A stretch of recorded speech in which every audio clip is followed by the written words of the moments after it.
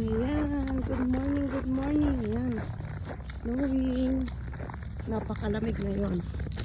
Minus 25.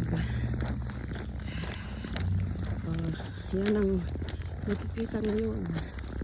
February ang pinakamalamig. Dito sa Canada, kung minus 20 pataas, yan, sinasaksak yung yung sasakyan, naka-plug in. Dahil yung makina niya, kailangan i-plug.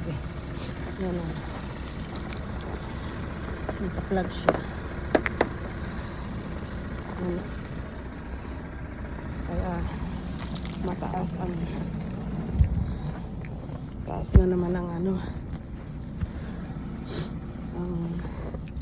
saan kaya yung dito yan saan yung